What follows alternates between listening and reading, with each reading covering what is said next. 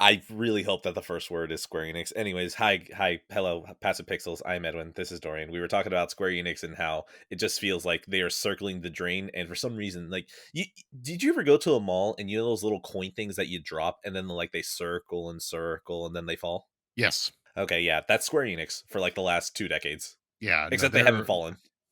yeah, no, I just had a huge rant off air about them, but they're really fucking stupid. I mean, I love their games, but as far as publisher goes, they're just really, really fucking stupid. Yeah, we had a running joke that Yokotaro is only going to work on a game once he runs out of sake money. So, like, basically, he's just going to like hand them their debit card. It's like, if it goes through, I'm not making a game, and it goes through, he gets another shot. And he's like, okay, cool. I don't need to make another near game. We're good. And he's still good for now. We Yeah, love to see just that. Yokotaro. I bought another copy of Near Replicant today on PC for someone. I just kind of hope that that gets you another bottle.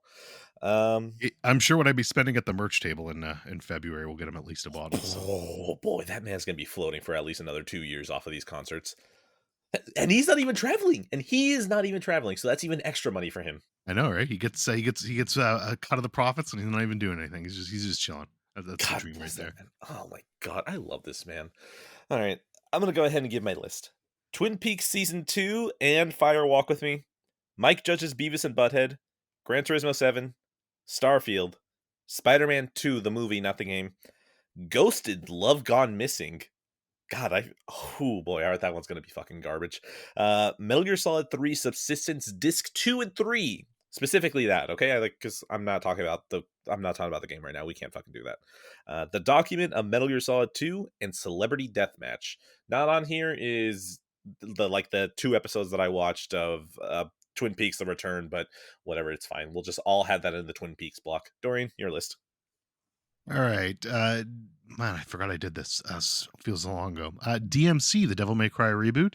Oh god. Goodbye, Volcano High. Oh Uh, god. Theatrhythm, Final Bar Line, Sea of Stars, Anonymous Code, Todd Field, Road 96, WWE 2K23, Twisted Metal, the TV show, Blow, and Cache. Okay, yeah, this is gonna. I'm hopeful that this is gonna be a short episode. It's totally not though.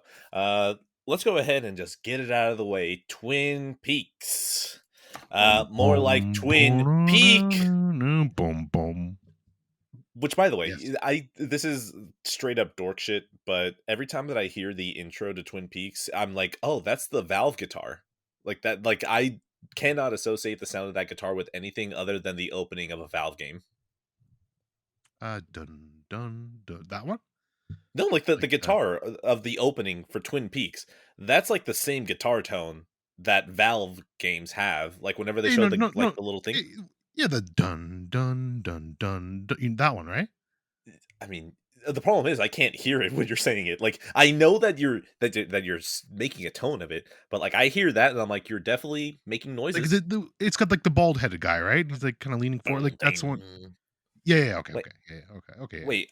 Oh, you're talking about the Valve, like the literal Valve thing. Oh, I thought you were talking like the guitar thing in Twin Peaks, and I was like, No, no, that's no. not I'm the way talking to about go. Valve, like the Valve Oh. intro. I'm talking about the Oh, Valve yeah, intro, like it's from the literally video just like games. 2 notes. It's 2 notes. It's Yeah, yeah, yeah, okay, yeah, yeah. bang, Okay, okay, yeah, yeah, okay. bang. Yeah, that's why I was like, there's not only 2 notes in Twin Peaks. You love Twin Peaks. There's no way No, you no, that no, no, no, no, no, no. Now I know what you mean. Okay, we're on the same page now. Alright. Yeah, no, yeah, yeah. What'd you think? Fuck, talk about Twin Peaks. Great show, right? Alright, Twin Peaks season 2. Okay, the opening, everyone, all of you were warning me, all the Lynch simps were like, "Hey man, look, season 2. Oh boy, is that gonna be a slog?" And I was just like, okay, I don't really understand. I remember that when me and my wife, we picked it back up like mm, after watching it. I think before we were parents, so that's been some time now. Um, we watched probably like 3 or 4 or 5 episodes, and then we just stopped. Probably because we became parents, and like that throws out everything from the window.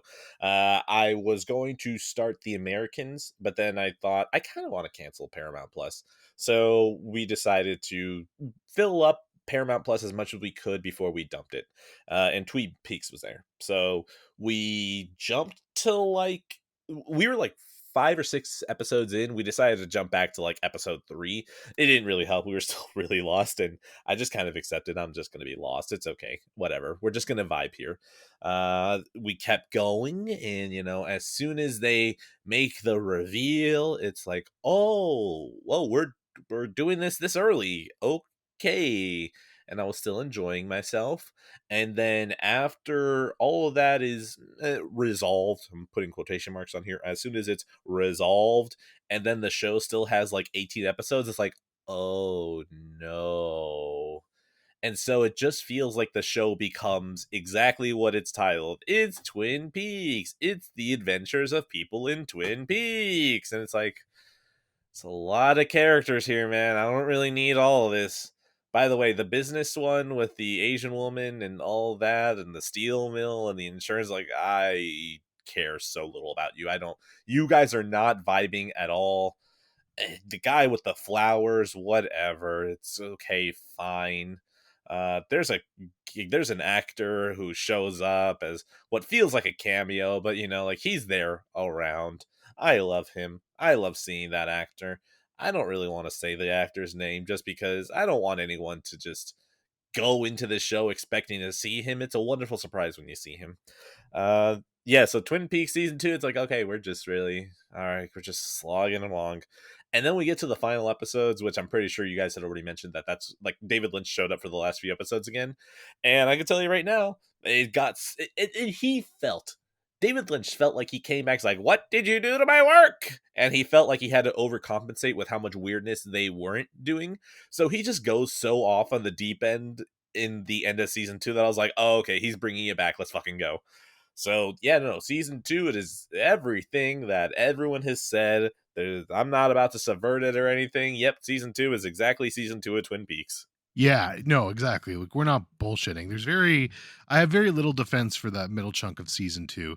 It's funny you said that. Like I don't know if you know the entire story or not, but yeah. So I think Lynch so. Yes. basically, yeah, Lynch after the seventh episode was basically like, okay, I'm done. He didn't want to reveal the Laura Palmer thing so Who early, but drank that the Arnold Palmer? yeah.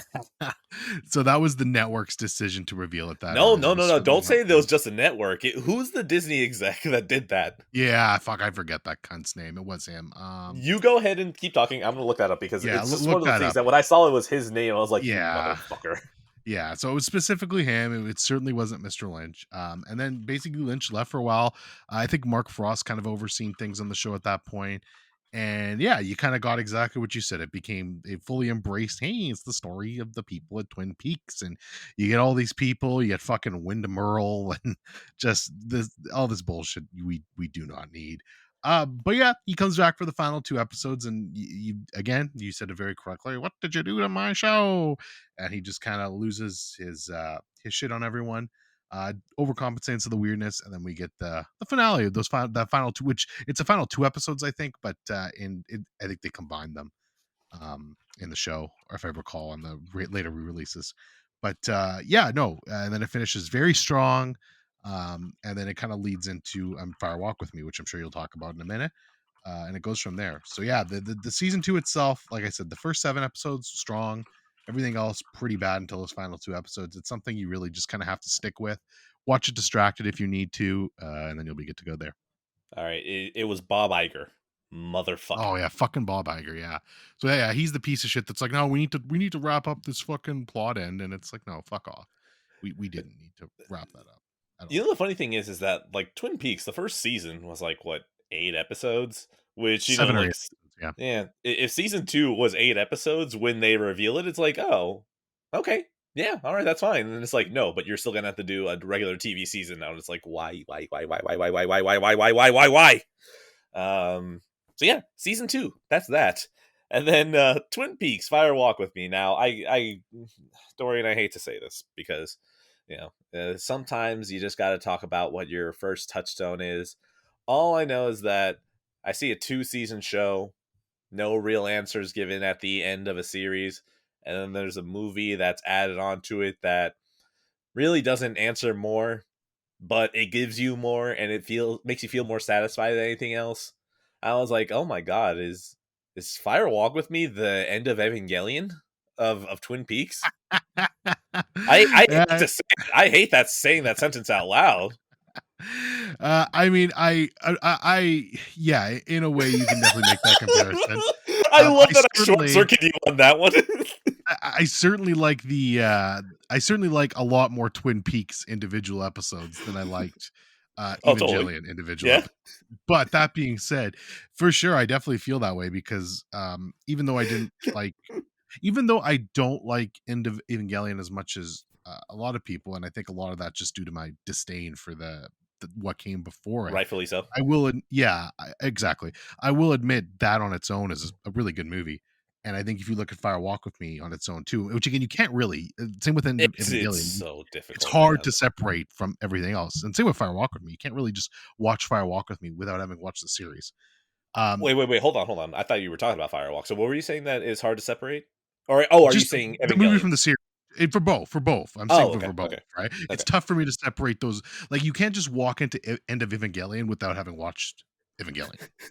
I'm Like, just saying, like, you could, can you but it would just imagine be someone walking the theater yeah, just like, why does this sure. teenager have cum on his hand now? What the Yeah, fuck? no, for sure, and it's the same with Firewalk with Me. They really need to you need to see everything for it to complement it. But yeah, Firewalk with Me as a standalone movie is just it's fucking incredible. And when I was saying on when we did the Hour to Kill, I seriously considered picking that. Like I think that movie's that fucking good from Lynch. So yeah, I don't know. Okay, just because I'm doing something that I hate, I should probably phrase it properly, which is that End of Evangelion is the Fire Walk with Me of Evangelion. There we go. Because I'm pretty sure Fire Walk with Me is older. Uh, Anyways, moving on from that to actually talk about the movie. Oh my god, yeah, no. I'm just gonna repeat what I said to you. What was it last night? I think I watched it right. I'm just gonna repeat, which is that you spend so much time in TV land, censored David Lynch, that when he comes back to rated R David Lynch, it is a fucking whiplash. Just like, oh boy, I completely forgot that you were restrained by TV at that point. Oh my god. And even hearing some of the characters say say shit and fuck, I was like, this I don't really like this. This feels uncomfortable for me. I don't really like this. I like Twin Peaks to be this little dainty town where sure everyone is fucking each other, but like they won't curse. Um, so yeah, no, Fire Walk with Me is such a beautiful little companion piece to everything that you have for Laura Palmer. How it's just like, okay, this is perfect little girl, and then the show just continuously like chips it, and then Fire Walk with Me is a goddamn sledgehammer and a couple of TNT thrown in for good measure. Firewalk with Me is just my god, and it gives me some of that good, real fucky David Lynch weirdness. And you were talking about how you want to do this for an hour to kill. The context for his podcast that's much better about this, and they're better about time management. Anyways, Firewalk with Me. All I know is that if you guys had me to talk about this, I would just say I vibed and I enjoyed it. I don't know, man. Like, I guess moving on into this, The Return, 2 episodes in, do I really understand anything that's going on? No. Am I still No. trying to piece it together? Yeah.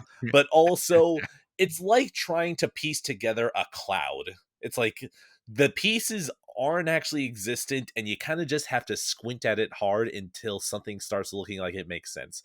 But as soon as you start poking little holes in it, it's like, that's not why we're here, okay? We're here to vibe. We're here to have some weirdness. Why is FBI Special Agent Dale Cooper dressed up like he belongs in one of the Deadly Viper Assassination Squad from Kill Bill and just moving this man's cheeks and then the scene just ends? Why? Mm. Why is Laura Palmer in the Red Room literally getting shaken out of existence? I don't know, but I vibe. It's dope. Also, I think my wife is probably going to hate The Return because this is rated R Lynch, and she misses TV Lynch, and she's just like, "Oh God, this is getting darker." And I'm just like, I'm not going to tell you how I feel because I fucking love this right now. So yeah, no. This Twin Peaks ride has been fun. I'm gonna keep enjoying myself. We will keep going. What do you think of Dougie? Who's Dougie? Who's Dougie? Hold Dougie. on. Dougie. Twin Peaks. Actually, you don't Google that. Are you googling that? I hate that. Okay, that I'm ignoring this. I'm ignoring Yeah, this. I'm ignoring this. I don't think Google I that. feel You, like I recognize his face, but like I have this mental okay, barrier where I I, can look at something, my brain goes, "This might be a spoiler," and I can unfocus my eyes. well, It's no, I'm more worried that if you Google that, you might see spoilers for it. oh I'm actually trying to think if they've said his name yet in the no, first 2 episodes. Okay, absolutely so not. maybe not. Fair enough. You've definitely met Dougie, but you might not know who Dougie is yet. So that's fair. It's an out of context spoiler for you right now. You'll figure it out soon. Log Lady's still Um, the fucking goat. Okay, like every oh single yeah, Log time that I Lady's great. see Log Lady, oh my god, it's like I just want to give Log Lady a hug, and I want the log to tell me all of its secrets, Well, that'll cost you. That'll cost you. whatever it But yeah, needs. no, the returns, Twin Peaks: The Return. I love this show to pieces. It's top. Twin Peaks in general is just a top 5 TV show for me, probably of all time, or at least top 10, but probably top 5. And a good lion's share of that is because of these 18 episodes in The Return. So, be interested to hear what you think when you get all the way through. Yeah, I'm gonna have to say that in contrast to Evangelion, where if like, oh, is it recommended to, is it worth it to get to End of Ava, and I just kind of go, yeah. And even though I love End of Ava and it's one of my favorite movies of all time, I still can't really answer that. Twin Peaks, on the other hand, I can. Fire Walk with Me, not one of my favorite movies. Look, to be fair, that's just fucking hard. Okay, that's just I'm weird, never gonna make sense. But I can definitively say that all of Twin Peaks is worth it to get to Fire Walk with Me, and that's without me even counting The Return, and I'm already 2 episodes in, so this at this point is just gravy on top of what I would say is already worth it. So it's only gonna get better from here. Out of 10, that's my score. There we go. Cool. Yeah, just keen out of 10. All right. I don't know. Do you need me to knock things out? Are you? Where are you? How many? So, how many was on your total list there? One, two, three, four, five, six, seven, eight. Oh yeah, no, I need to knock out a couple then because I'm ahead of you. All right, let's go. Where will we start? Well, you know what? I'm gonna to not to at the risk of checking you out early here, so I apologize, but we're gonna get this over with, because it also I think it's kind of like a bizarro world Lynch, even though you don't like this guy. We're gonna talk about Cache next. This is Oh, obviously a Michael Haneke film, so all right. I'm again, going into the yeah, red room. Just let me know if you need me. yeah, yeah. This we're going into the red room. You Um, know if I need to be back. the reason I bring this up specifically now is just because you mentioned something in there when we were talking about Lynch specifically about how you want to put the puzzle together, but you're basically looking at the clouds and you just vibe. I feel like Haneke's very similar in a way to that sort of thing, especially with this movie. Not so much with the vibe aspect of it, but this is truly a movie where you just kind of need to put the puzzle pieces together for yourself. I watched this for the first time. I don't know, it's been a while now, because I remember I think Sam picked it for his one. Well, he picked 2 Kino Club selection movies back when that was a thing. Rest in peace, Kino Club. But he picked Yeah. he picked this one. Oh yeah, he picked this one in Climax. That's right. And obviously, I never watched Yeah. Climax, but I watched this, You probably and would enjoy Climax. I probably would one day. Mhm. But yeah, we rewatched this basically, and because I realized I had the Blu-ray for it, and I was just kind of in the mood. And funny enough, this is the last movie I have watched since then. So it's been September 4th was the last movie I've watched. It's been I'm 11 so days. Rip, sorry. yeah, rip me watching movies. But I at least have a tiny human being to like as an excuse. What's your excuse? yeah, video games. So no excuse. I I know. But yeah, I really admire this movie. I think it's really great. What I like about this movie so much is just the fact that you can literally there is it's you're trying to solve this mystery and you're kind of trying to follow along and be like, well, okay, what's going on, why is this happening to these people, who's doing this? Which, by the way, the premise is very simple. It's just this couple keeps getting tapes left at their door, and on the tape is video recordings basically of their front like entryway being recorded, and there's like little creepy pictures wrapped around them, and that's it. And that's kind of just you're trying to basically along with them piece together like who's leaving these tapes at their door. And the show never tells you, it never gives you any explicit answers. The Movie. answers are all there. You just have to very much pay attention. If you're not paying attention, you will not figure it out. But the clues are all there, and I really appreciate that type of movie. I think it's cool. It's obviously Haneke style, just very cold, very depressing, no humanity to it, which is why I appreciate it so much. But yeah, great movies to rewatch a second time. Definitely one of my favorite Haneke movies. Not my favorite, but one of them. And yeah, hopefully get a 4K of it one day. All right. I'm back for the Red Room. Might have killed 3 people. And I have a speech impediment. So yeah, that's my score. Cool. All right. I'll bang out a couple more here. We'll do this Go for one it. real quick because again, we also discussed this on just a minute ago. But yes, my podcast, I watched Twisted Metal for that. There's a special episode on it. Normally, I do not like pimping my stuff, but I will say Radic is on this one, so it is worth listening to for Radic because Totally. he's hilarious. And shout out to him because I basically, like, 5 minutes before we started recording, I'm like, hey, you know what, do you just want to host this? Because I'm gonna be honest, if I host this, I already hate this fucking show, so at least you can try to be positive and like have fun with this if you host it. And to his credit, he's like, yeah, sure, fuck it, I'll do it. And he did a great job, a phenomenal job hosting it. So shout out to him. And if you want to hear me in distress, absolute fucking distress, and Radic just taking pure joy in it. A very easy recommendation to listen to that episode. But yeah, fuck that show. And that's all I have to say about it. All I know is that at this point, I am going to need some sort of payment. I don't even mean cash on this one. It's not full on hatred where I need actual cash to watch this one. I'm gonna need some sort of repayment, maybe even reparations to watch Twisted Metal. I have no interest in it. I'm not doing it. PlayStation has missed. It's 0 out of 3 now. Okay, they have not hit with me at all. Please stop. I am super excited whenever I listen to that episode, though. I don't even remember what happened this week. I just wasn't good about running or biking. So I basically just missed out on a bunch of my podcast time, or else I would have gotten to it.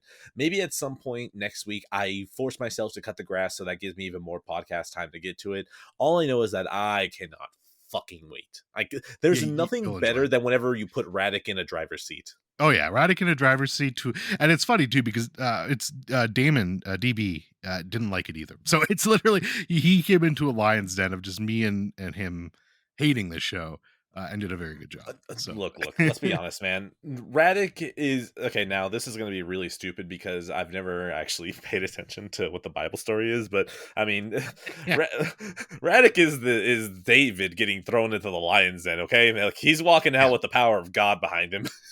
yeah. I No, really hope David in that biblical story doesn't get eaten by the lions.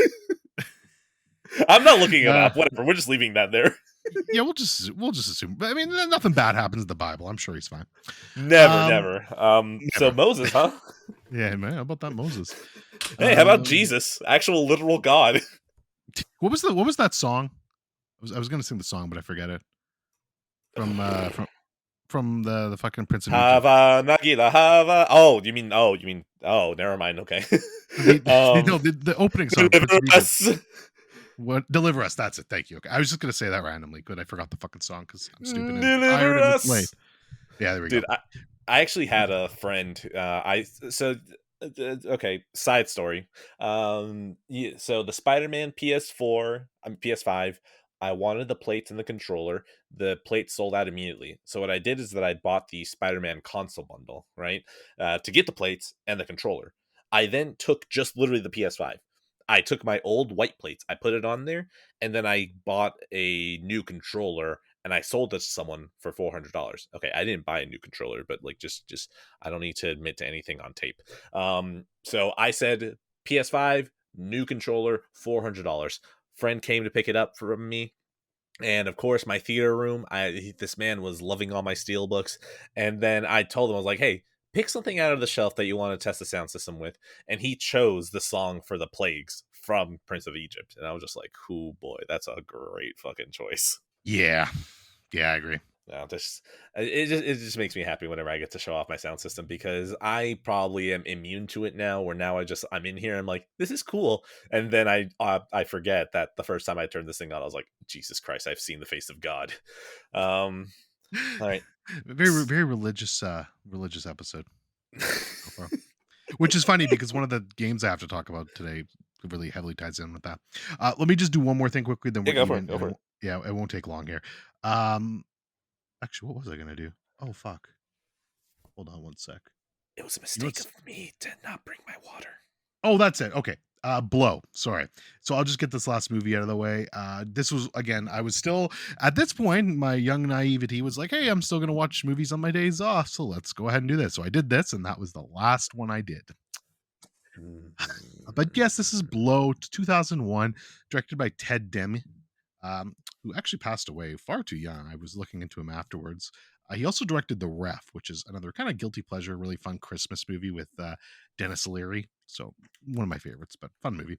But yeah, this stars Johnny Depp, Penelope Cruz. It's basically true story, but a guy named George Jung who basically smuggles in dope growing up, makes a shit ton of money doing it. And this is just his story about how he gets caught, put into jail, basically ruins his life, all that good stuff. Very solid movie, actually, really a lot of fun. It's kind of standard by the numbers biopic in some ways, like doesn't really completely reinvent the wheel, but Johnny Depp's a lot of fun here. He puts in a really good performance, and he's just fun to watch doing it. It's an interesting story. I didn't know about this beforehand, so just like seeing what happened to him, and I googled it after because at the end of this movie, this was directed in 2001. He was still in prison, and he did eventually get out of prison. I think only for a couple of years though, and he died shortly after that, if I recall. So he really Hmm. spent basically his entire life in prison.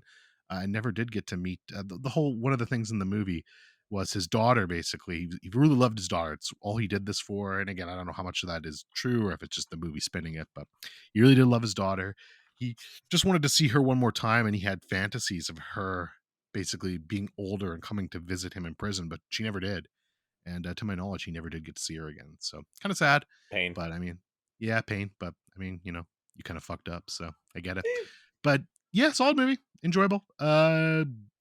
Definitely if I knew I was never going to watch another movie again for weeks after, I probably would have picked a better movie to bow out on. But as it is, no, it's a solid 7 out of 10. Fun movie. Yeah, Blow is a name that I've heard of. That's will I watch it at some point? I don't know, man. I'm I'm too busy watching Mike Judge's Beavis and Butthead. Whoa, transition. Yeah, are we good to transition? Yeah. Yeah, I'm done. 7 out of 10. Cool. All right. Transition. Beavis and Butthead. So, Paramount Plus again. It's my Paramount Plus Death March, which whatever. That's gonna be the name of the episode. I've been struggling naming these episodes. Mike Judge's Beavis and Butthead. They have 2 seasons. They came back, and you know what? I don't feel like we give Mike Judge enough credit because between original Beavis and Butthead, King of the Hill, and Silicon Valley, and I'm pretty sure there's way more stuff that we just do not know about, or I mean, like we literally, like us two, don't know about. There's probably other stuff that he has a hand in. I don't feel like Mike Judge ever gets brought up well enough that this man is just funny, and he's been funny for years. And I say that because Beavis and Butthead, the first 2 seasons are just, I mean, sorry, the first 2 seasons of the revival, it's just funny. It's just so stupid. It just feels so classically comedy, just so slapstick and so dumb, and it's just so juvenile, but it does it in such what like a controlled way. I love it. I just realized that I fucking love Beavis and Butthead, and just everything that the show was doing I was just all for. Again, it's very hard for me to talk about comedies beyond just recommending it, but yeah, no, Beavis and Butthead, that's good. Please keep coming back. I would probably jump in. That one is the one that I'm willing to play the streaming game with, where I'm not even going to pirate you. I'm okay where if at the end of a season I pay you for the month, I watch it entirely and then cancel.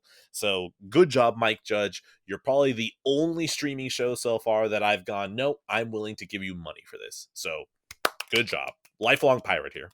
Out of 10. Yeah. No, Mike Judge is fantastic, man. I mean, between King of the Hill and just all the stuff he's Office done, Space. Oh Office my Space. god. How He's can done I forget that? he's done Idiocracy. so much. So I've never seen Idiocracy, but I've heard it's good.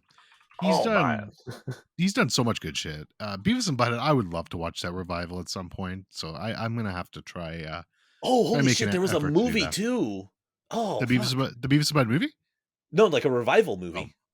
Oh, yes, there was I've never seen the revival movie. I've seen the original movie. The original movie's great. But, Oh, yeah, no, I've seen that one too. That one's yeah, pretty fucking funny. It's yeah, probably that was the thing that I've seen the it's most funny. of original Beavis and Butthead, Yeah, because all yeah. those episodes are completely gone to copyright. Yeah. I don't even know how you could play this game. Like, I don't think it's available on anything. I'm sure you could pirate it, but there's a Beavis and Butthead point and click adventure game. What It's the fucking fuck? hilarious. No, it's so fucking stupid, but I still remember trying to play this game as a kid. Actually, it's funny. I have vivid memories of this game because first of all, I remember buying it and it was only work on Windows 98 and I only had Windows 95. I think. And so like that was a piss off because I couldn't play the game at first. But then eventually I did end up getting a computer with Windows 98 and I did play it. And the game's fucking hilarious. Like it's just stupid. It's Beavis and Butthead humor. But I still remember there's like mini games where you just have to like lean over the bridge and like hawk loogies at people and stuff. It's fucking stupid, but it's so fun. So Hold on, yeah. I didn't realize that this is such a fun fact that, like, it's so known that it left my brain that Mike Judge voices Kenny McCormick in the South Park movie for his one line where he takes off the hood. Oh, I didn't know that. That's funny.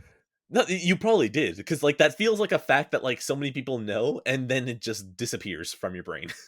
That's true. Maybe it could be possible. Okay. Yeah. Well, sorry, I derailed completely that. What were we talking about? I think did you give it a score? I think we were done. I thought that was it, but Oh maybe well, not. Mike I was Judge just is a saying my fucking piece on it. underrated goat out Yeah. of 10. Yeah, no, great show. I would like to watch it one day out of 10. Mhm.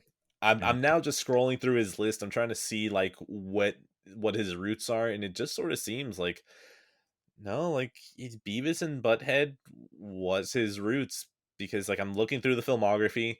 Liquid Television, yeah, Liquid Television launched a whole bunch of shows, didn't it? So yeah, no, it's like Beavis and Butthead is what is was his center point, and then from there he just went to go do other things. Which, dude, Mike Judge, God bless Mike Judge. Okay, we just, I feel like I feel he's underspoken, because I'm pretty sure if Maybe. anyone talks about him, it's like, yes, he's great, but come on, man, we need to give this man more flowers. He's fun. He's hilarious. So can't recommend his stuff enough. It's all been solid for the most part. I can't Yeah. wait to whenever I get to watch King of the Hill again, because like Oh, I've King only of the Hill's seen so good. pieces of it. King I of the Hill's so good. know. I'm very bad for like watching for like starting a rewatch of a show and then kind of like dropping off. Very bad for that. But I remember still a few years ago, I started doing that for King of the Hill on Netflix, and I made it all the fucking way through. I'm like, this show's Oh just so hell yeah! fucking great. It's so funny. Like, it's so perfect. I don't know why they're bringing it back, but Mike Judge, so Wait, knock on oh wood, he god, they're usually doing doesn't it miss. again. Yeah, they are, but Wait, he's we involved. trust him. So We trust him. No, no. yeah, Look, Beavis and Butthead has come. exactly. Beavis and Butthead has died 3 fucking times, okay? And each time it ends up being funny. Yeah. So no, I trust it. I don't know why, but I trust it. I mean, I don't know why Because it's it's coming back. Mike just has never missed. Exactly. He No, hasn't. I know. So Every it'll single be time that he funny. comes back. It'll be funny. Hopefully we get Boggle Part 2 and some more YouTube poop out of it. Uh, All right. God. Actually, you know what? Let's Hold on. I'm throwing in, just because that is a perfect transition. I'm cutting sure. the Go ahead. list here. Celebrity Deathmatch. Oh God, are you talking about the MTV one, right? Yes. Yeah. Fuck. It's so random. Okay. No. So you remember how we were just? I told you that. Okay, give me like 20 or 30 minutes to kind of, before we started recording. It's because I was having a milkshake and watching an episode of Celebrity Deathmatch. Yeah. Fair. So and it's the revival. It isn't the original one, because again, all of that shit is just a complete rights mess, and it kind of pisses me off that most of MTV is a rights mess. So it was the revival done in the mid 2000s. I only watched the first portion of the first episode, but honestly, anything I say about this is pretty much going to sum up everything, because like I doubt the show's going to change my mind. But it was Nicole Richie versus Paris Hilton. Uh, anyways, the reason I insisted on transitioning now to this is that I swear to God, this is just YouTube content now. This is just YouTube content. Stuff on YouTube now is just Celebrity Deathmatch. I don't know how to explain that. All I know is that in the same spirit of like Celebrity Deathmatch, this feels like garbage. This is writing that you wouldn't really put on TV now, because it's all kind of reference humor. This is shit I would find in a YouTube video. So I'm going to keep watching it. I can't recommend this. unless you specifically want 2000s garbage, which, hey man, call me a raccoon on this one, all right? So yeah, no, Celebrity Deathmatch, garbage. I'm gonna keep watching out of 10. I'm just gonna give a shout out to the PlayStation 1 Celebrity Deathmatch video game because I also played this too, and it was garbage as well. Okay, now I need to see this because Celebrity Deathmatch. How do you make a Celebrity Deathmatch video game and not pay the royalties for the celebrities? Like, okay, hold on.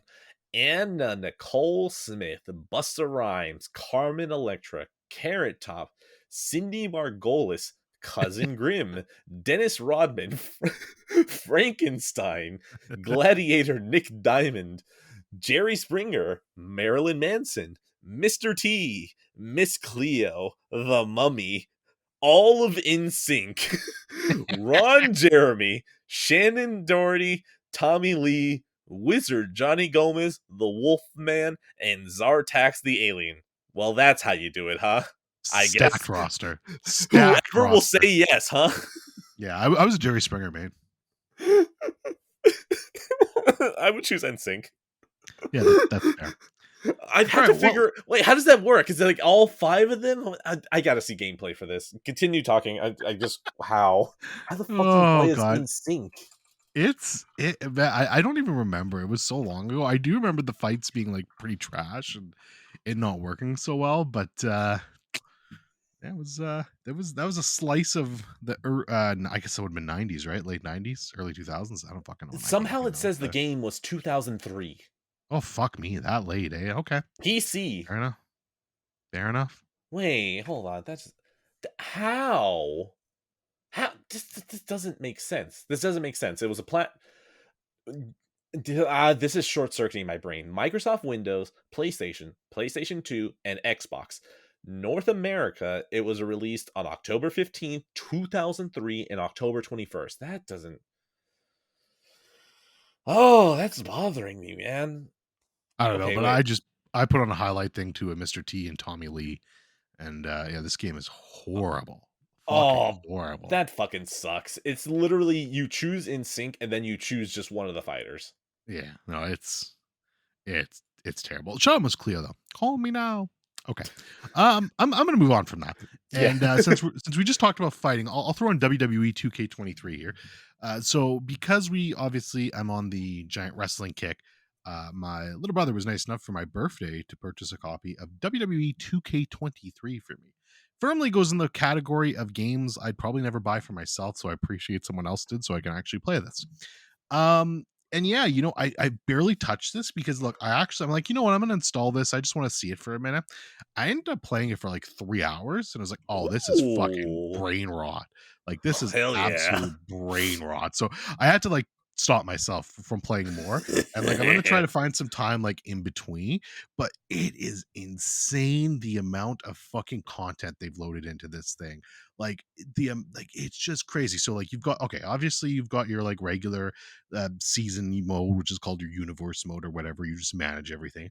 But then they've specifically got a GM mode where you pick your show and you compete against the other show for ratings. Then they've got your career mode where you create your own wrestler and do your career. You can create their entrances. You can create little literal title belts. They have every wrestling title belt ever that you can basically unlock and then assign them to writers.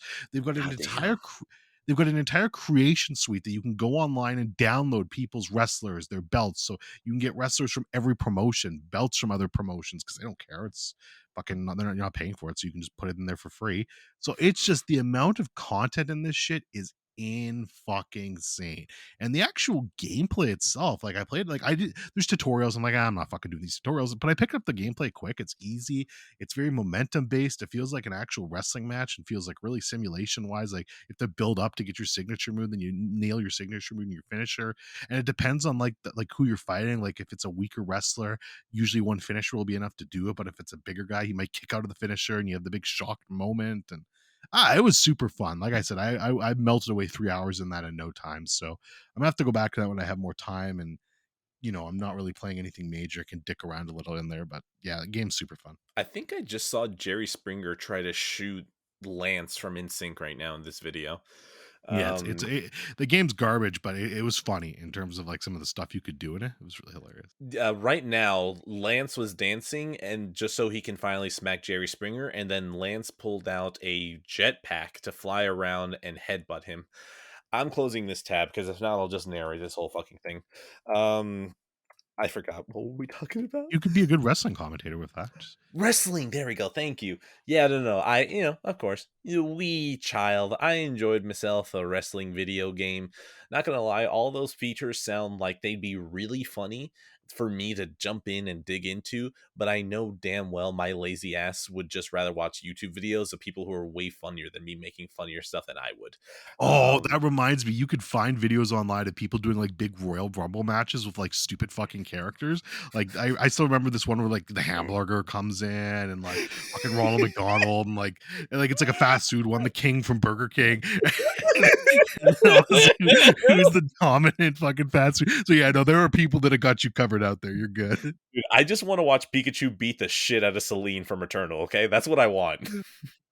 Oh my god, yeah, no, that shit's great. I'm with you there. I'm with you there. So it's endless content. It's crazy what they managed to do with these games. It's funny too because I think it was I don't know which one. I want to say it was like WWE 2K20. I think that was the one. It was just a complete fucking disaster because they went away from the usual developer that made it, and it Yeah, was so Ukes. bad. Yeah, and it was so bad that they actually didn't make a game the next year, which that never Yeah, happens in yearly sports installments. But yeah, it was so fucking bad that like, unless yeah, you're we have to EA Live. Hey. yeah.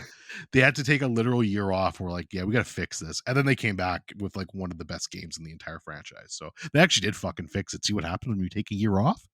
But yeah, no, Ubisoft. I know, right? But yeah, it's great. So I yeah, don't even if know if you're they're I don't know if that's a stray that they're worth taking at this moment, but fuck them, they're taking it anyways. yeah, fuck them. But yeah, fun game. If you like wrestling, you'll probably find a lot to like there. So good shit. All right. Yeah, no. This is if you find good YouTube videos, please send me them at any moment out of 10. All right. GT7. You hear my wheel? Do you hear the wheel? Do you hear the pedals? But you're gonna hear this shit. That's the fucking shifter. You hear this? That's the fucking pedals. I fucking drive. I fucking drive. I've been using the PSVR 2. I've been trying to stream it. I'm pretty sure I've been on the same license test for about a week, but that's what happens when you can only play an hour a day, and sometimes that hour doesn't even happen. Um, I love this game. I say this as someone who's been playing two of the license tests for the last 2 or 3 weeks. I am enjoying myself so deeply. I opened up the shifter. There's a little spring in there that if you compress more, the shifter itself becomes more stiff and it feels much closer to a real shifter. I love it. I have been shifting so hard that I am bending the frame where the shifter is. And I'm really worried that one day when I'm shifting, I'm going to accidentally break this. This is metal. I'm going to figure out how to break this while I'm in VR and I'm scared of it, but the good thing is that I have backup parts for when I do. I love this game. I want to go fast. If I wasn't recording this, I'd be going fast right now. I will going to continue going fast next week as well. Yeah, I'm so jealous hearing you talk about this game constantly in VR because it sounds like it would be such a fucking blast, you know? It's awesome. I like it just sounds so incredibly exciting and it's something I want to try one day. But yeah, no, we've been talking about Gran Turismo 7 a lot on here lately, and then we talked about it obviously when we first got the game back. When did that come out? Fuck, it feels so long Last ago year? now. Fucking yeah, it was early last year, I guess. That sounds right. Um, yeah, but no, and it's a like I mean, like I said, I put 20 hours into that game. I really enjoyed it. Felt like I got my money's worth, but I would absolutely like to go back to it one day again when I have more free time. It just Gran Turismo falls in that WWE 2K23 or any of those games where it's for me where it's like I, I feel like I don't want to say I'm wasting time, but if there's It's no a time sink. progression. You're It is. It's basically time like, sink. I'm just going to keep I can keep doing this for way too long when I could be finishing things. Right, there's no ending point. That's what I'm getting at, right? You're just continuing to sink time into it, and you're having fun doing it. There's nothing wrong with that, but for me that actually, I enjoy playing games and completing games, it's just a time sink, man. It's the same reason I don't like, which I don't get me wrong, these games are fun. I like them way more than it, but I'm talking about live They're service dangerous. That's what games. it is. Yeah, and live service games, it's the same thing. You don't finish them, right? You just keep going with them, right? I'd much rather play fucking Gran Turismo than Destiny. Let's make that very clear. Fucking Um, obviously. Don't you dare put yeah. those. Those how dare you? No, absolutely. But yeah, no, I it just chose to bleed myself out and buy all this. Destiny, you don't have that yes. choice. Yeah, exactly. But yeah, no, it sounds super fun. If you get a chance, go check out Ed's stream on Twitch. Pimp your Twitch, Ed, because it's fun to Okay, watch. Edcasty13 on There you go. Twitch. There you Anyways, go. I just look. It's an hour, and sometimes you get 10 seconds of seeing my soul break. Um. Oh my god. So. Oh my god. I forgot what it was. I think I was like 0.014 off in one of my streams, and I just fucking let out a guttural, just primal scream. And It's so good. the funniest thing to me is that since I'm wearing the headset, the screen that's being displayed to the stream is like kind of like a cutout of my headset, but it's still reading my movements. So like I scream and then you see the screen shake and then you see me put my head down and you see the screen looking down too, and it's like I hope that you guys understand my pain, and this camera angle is only making it it's only conveying it more that I am in pain right now, and I need to keep going. But yeah, I'm at 42 of 50 to be complete with getting golds on this. I am currently less than 1 second away on the 40-second trial. So I'm less than 1 second away. So I'm kind of hoping that it won't be too much longer. Hopefully by next week. Hopefully by next week I get gold on it. But yeah, no. GT7, I swear the more I talk about it, the more I wish that all my Discord friends live nearby, because this is some shit that needs to be experienced. It's so fucking cool. Yeah, shout out the cool experiences like that. Gotta love them. Mm-hmm. All right, your turn. Sorry, something keeps like I kept like turning off my phone and like I don't know, audio kept playing. I don't know why. I think it's dead now. But It's Ghostesses. yeah, Ghost is.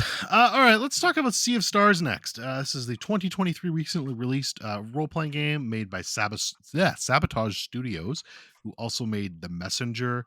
I actually had no plans to really play this game right now. Like, I look really good. Like, I'm obviously big into the JRPGs this year, but I didn't like. I did want to try it at some point, but no real plans to do it. But for my past birthday, shut up, Poot. He gifted me this game very generously on Steam, and I got a thing where if somebody gifts me a game, I try to fucking get to it like super quick. A, because it's very nice to do that, but B, new game, shiny, exciting, right? Mm-hmm. So I was like, well, I'm like, look, I've got like I'll probably like the next game I have to play is Anonymous Code and then Starfield. But like I got about a week and a half right now. This is a longer game, so I probably won't be able to quite finish it by then. But fuck it, let's just start it up on my deck and we'll see how far we get. And yeah, I end up finishing it just a few days ago now. This is a really great game. It's a throwback. It's a total throwback to old style Square JRPGs like the old Chrono Crosses of the world, even some old Final Fantasies mixed in there. But the biggest pull to me, which really shocked me because I really didn't know much about this game going into it other than how fucking beautiful it looks, is how much the combat system basically completely rips from Super Mario RPG. And Super Mario RPG is fucking brilliant in the sense that it's one of the few Japanese role playing games, and I don't know why more of these don't do it, where basically when you do your attack, you have to time the attack button when you launch the attack, and you get bonus basically damage off it. And when they attack you, you time it right before they hit, and you basically block and absorb some of the damage. Less gets hit to you. It's one of those things that, like, kind of along with active reloading and like Gears of War games and Returnal, I don't know why more games don't fucking rip from this because it's just so smart. And like, even going forward in every fucking turn-based RPG game I ever play, out of instinct, I still like will push A, like, because like I expect it to do something and it never does. But I still just expect it to do something out of instinct. So I really like that Sea of Stars took from that because I think it's brilliant, and I wish more games would do that. And it's funny because Super Mario RPG is obviously getting its big remaster out later this year. But yeah, no, this game was super really charming, really strong characters. The story cooked. It was a little bit slow to start, but it cooks as it goes on. Um, I really liked it. It was just a nice fresh breath of air. It felt different. It felt different, but a throwback at the same time, which is really cool. Like I said, the art style for this game is absolutely gorgeous. Very nice music, solidly made all along the way. My biggest complaint with the game, honestly, a couple of different things. Fast traveling in the game was absolutely atrocious, especially compared to some other more recent RPGs I've been playing. Like they kind of got that figured out with those games. This one, you basically didn't get fast travel until like the very, very end of the game. So it's just like at that point, it's like, okay, I don't really need that anymore. And then the other frustrating thing is there technically is a true ending you can get to, but it takes a long time to get to it after, which is fine. But the annoying part is there's these collectible seashells you have to get throughout the game, and there's 50 of them, and you literally need all 50 of them to get the true ending. So it's like, if that's something you haven't been following along and doing as the game's been going, it's a huge pain in the ass. And I've just Okay, got way too I'm much to raising my play. hand. I'm raising my hand right here in Sure, the go ahead. front. Yeah, Okay. go ahead. Hi, yes, Adam Castillo with Passive Pixels. I have one question. Would you recommend playing this game with a guide opened for the seashells? Yeah, yeah. All right, thank you. If you want, We've taken note. if you care about the true ending, I should say. Okay, Like, but let's. We've been talking about true endings recently a lot on the yes, Splinterverse, so yes. let's go through them. Let's go through them. Near, you get to ending E, or you didn't beat the Yeah, game. Okay, cool. correct, All right, so correct. Dragon. I almost said Dragon Age, but I'm getting my Dragon dragon Quest. mids. Look, I'm getting my mid dragons mixed up. Okay, that dragon. Anyways, dragon. It's a lot of a fucking grind. And is there even like really narrative that's like, okay, I know you don't like where the narrative goes, but would you say that there would have been enough narrative going on that like it counts or something like as important? Not even as a completion. Just is it important?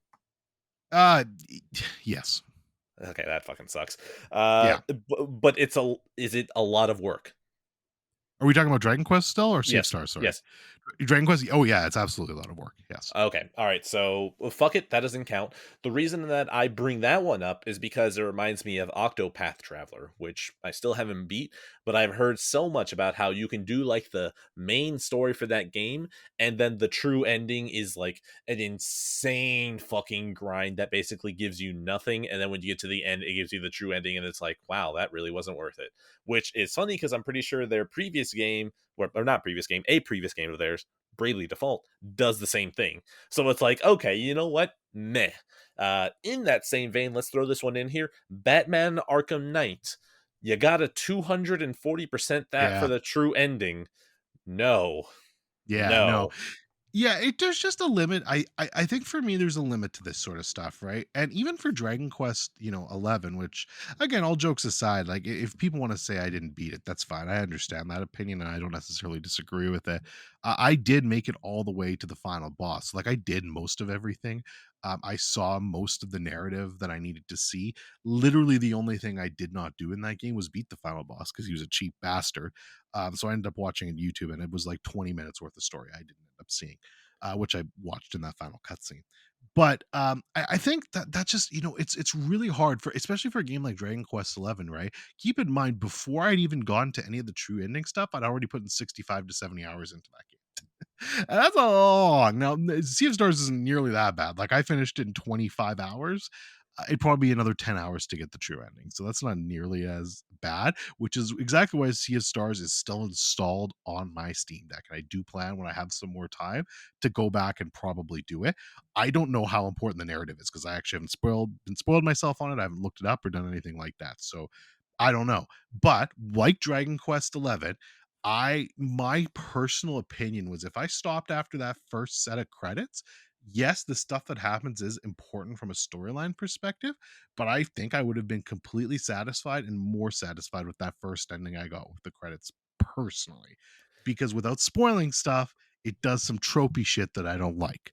So I hope maybe Sea of Stars is going to be the same way. I don't know. We'll have to see. It kind of probably is because I have a feeling they like to do that in this sort of game. But Nier is a completely different story. Nier people people that use Nier in these examples, it's one of a kind Nier. You can't compare it to anything else with how it structures its endings. It's a If you fucking chapter finish break. yeah, it's literally a chapter break. In fact, I know you're gonna hate this comparison, so I apologize in advance. But it really is similar to visual novels and how they do their We're cutting endings. it. We're cutting it. We don't need to be here. That's fine. You can cut Hi this. I'm guys, still gonna say fucking end you. card. No, no, we're not. No, no, I don't want to fucking hear this. I just mean in the sense that with the visual novels, you'll hit an ending branch, right? And that's like chapter one. Like you have not w- done the whole story, and that's exactly what Automata is. If you just finish ending A, it's you haven't seen anything. I'm just gonna press buttons on my wheel because it distracts me from listening to any of this. But yeah, I'll wrap back to Sea of Stars now. Don't worry. Yeah, no, just a really charming, delightful game. I actually put it second, but then I kind of thought of it and moved it back a bit. So it's third on my list for the year. So it's behind Final Fantasy 16 and Hi-Fi Rush. So I put it in third place. One of the better indie games I played in a long time, and I actually went out and bought The Messenger because it was on a Steam sale after this for $6. So I'm excited to get to that eventually. All right, so two thoughts. Two thoughts. One, Sea of Stars. I should probably play Chrono Trigger before I do that. So Sea of Stars, I'm so sorry. You're going to be way far off into the distance. Two, going back and wrapping around to the whole ending thing. Did I ever tell you that I actually initially got the bad ending in Persona 4? No, that's funny. Yeah, no, no. I told you, I was like, dude, you okay, I just skip forward 10 seconds, everyone. I might say something that's mildly spoilery for Persona 4. Skip forward 10 seconds. I was like, dude, you fucking killed Nanako. I'm killing you, motherfucker. I don't give a shit. We're killing you. And then the game ended, and I was just like, oh, okay, I guess that's the ending. And then I told my wife, and she's like, what? That's not how it ends. And I was like, what? It doesn't? Oh, And I was like, fuck. "Oh, well, okay. I'm glad that I have a different save." And she's like, I was like, "Hey, you know the ending. Look up what I have to say in the dialogue." And I was like, I don't get to do this. I kind of want to do this." And she's like, "No, choose the dialogue." I'm like, "All right, fine." Which is funny because like that got me to the true ending, and then I also still needed my handheld for the true ending because the game just doesn't want to fucking like three off ramps. Anyways, the reason I mentioned this is that if someone just was they chose the bad ending and didn't even know, or even if they knew, I don't think ignorance is important to it. If you just said, I'm done, I'm fine. I feel like for Persona 4, I'd allow it. I'd allow it. Like, okay, you just chose a bad ending and you said you're done there. Sure, fine. It's really unfulfilling, but I don't understand. If you want to end on an unfulfilling note, something's wrong with you. Or if you're fulfilled with that, fine. But do you think you want to make it better? If you want to make it better, keep going. Would you feel the same way about Persona 5? I'm curious. Persona 5 doesn't have a bad ending though, does it? Oh wait, no, no. Oh, well, Royal. No, no, but like it doesn't have a bad ending cuz like Royal does. Royal does. Royal Royal's bad ending is base, isn't it? No, no, Royal has a bad ending. Yeah, You don't but remember it's it? within the Royal content, right? Yeah, I think so. Okay, here's the thing. I've never played OG I'd allow it. Persona 5, so I don't want to quote for sure, but it definitely has a bad ending. Okay, no, no. Your favorite Rivers in the Desert is base Persona 5 ending. Yes. Yeah, so like if you're saying okay, so the base ending Persona 5 base ending, that's just the end of the game. That's it. The end point of base in Royal, if someone stopped there, I'd that isn't technically an ending point for Royal. So no, like I don't really think there's anything in the game that's like, oh well, that's the end of the game. Like no, it just is. That's a portion of the game. It's not the actual ending, unless unless you didn't do the social links, which at that point that offboards it into the bad ending, right? Well, is it like fuck? It's so hard to say without spoilers, but is there not like maybe I'm misremembering because it's been a while since I played this game. But let me just try to say this as vaguely as I can. Is there not an ending in Persona 5 that allows you to choose a different reality? Oh yeah, no, but that's already within the Royal content. Yeah, but that's a bad ending. Yeah, no, no, no. So what I mean more than anything else is like if you reach the royal content in royal and you reach the Okay. bad ending through there, Okay. yeah, yeah, Yes. yeah, you can Okay. count that as an ending. Okay. Fine, that's Okay. fine. Okay. Cool. Okay. Okay. Got you. Good. I just mean like uh, I was trying to make a distinction that if you reach the end of Persona 5 base, that's the ending, right? But if you reach that same content within Royal, that would not count because there is still more to go, and Yes. it's not Yeah. Okay. technically an actual stopping point that like the Yeah. Yeah. game Yeah. has put up really. Okay. Yeah. No, I agree with you. Yeah. Okay. Mm, 100%. all right, what an informative discussion. Yeah, I agree. Sea of Stars, though, great game. It's a rock solid 4 out of 5 for me. Just good shit. I'm interested. I will get there. Starfield is there. I'm not actually. You know what? This is the perfect time because I want to try and give this a little more time. I love Starfield.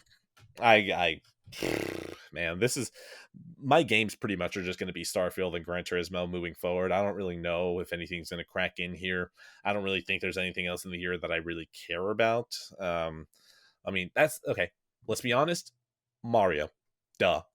I don't really need to say that. That's fucking obvious. He's of course he's gonna come in and wreck my day, and that's okay. That's fine. He doesn't count. Nintendo never counts. Um, so yeah, Starfield. I'm currently wearing the Starfield watch. I actually genuinely love this thing. I'm playing on the disgusting PC for 4K 60.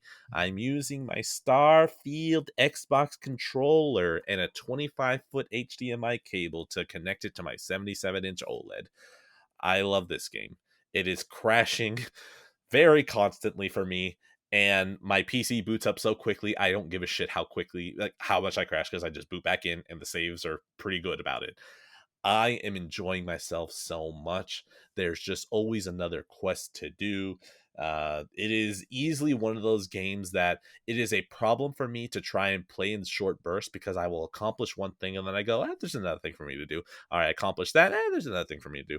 There's another thing to do. And then before I know it, it's an hour and I'm like, I shouldn't have stayed up this late.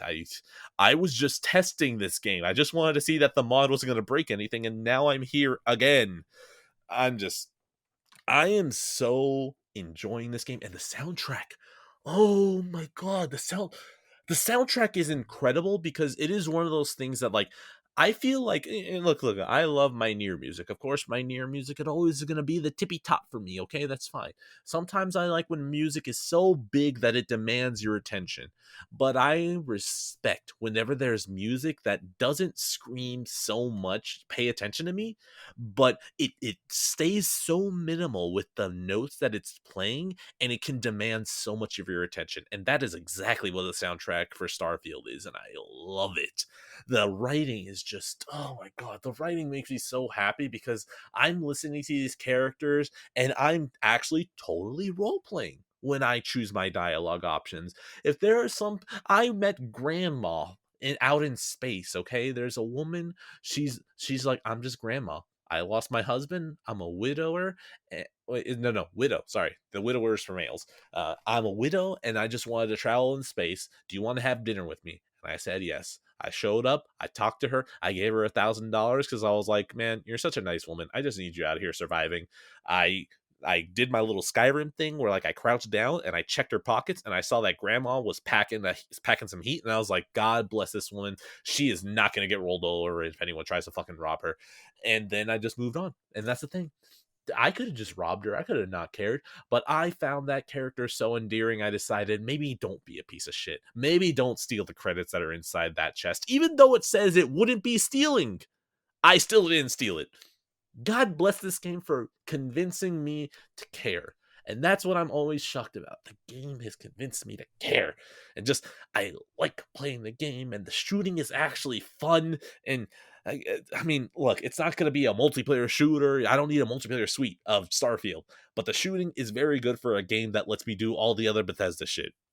Like honestly, when it comes to the exploration, I'm not doing exploring. You have time to explore. Do you know how many fucking quests I have? I don't want to explore. I'll explore on the way to reach my quest marker. Okay, I'm gonna turn on my scanner. I'm gonna play a little No Man's Sky. I'm gonna break some rocks. I'm gonna scan some helium, and that's it. I don't really need anything else. I'm going to steal fucking everything that's not bolted on. And once I'm over encumbered with weight, I'm just gonna make my partner carry all my shit. And then whenever my partner can't carry shit, we're just gonna have to walk around like fat asses until we get back into the ship, dump all our stuff, reach a spaceport, and sell it all for massive profit because Papa needs a new ship, okay, to smuggle things into. By the way, smuggling things, you can hide contraband, except I can't because I don't have the proper skills or the proper things in my ship to hide it. So I reach a planet and they're like, hey, we're scanning you for contraband. And I'm like, I have some illegal pamphlets and some illegal mech parts inside my ship. So I am going to very quickly star jump the fuck away from you before you scan my stuff and try to arrest me. I go back home to my planet where there are no scans, drop off all my illegal shit, and then fly away. I this game is incredible. I love it. I love it. I'm so this is it's Dorian, I'm sorry to bring it up, but sometimes it's weird that The Last of Us 2 is like the biggest special edition I've had that hurt me and just was like, oh, this was a bad mistake. Starfield, another one that I decided at the last moment, yeah, okay, we'll bet hard on this. If I don't like it, I'm pretty sure I can try and sell it. And no, here I am. I'm the steelbook doesn't exactly hold a disc, but the little thing that's in there that holds the Steam code, it's cute. I get what they're doing. You don't have the game, but you can put the Steam code inside a steelbook. That's cute. But what I'm probably gonna do is that once someone cracks it and removes the DRM from it, I'll probably buy a USB stick, 128 gigs. I'll download the entire game and throw it on there, and it's like, cool. That's my preservation.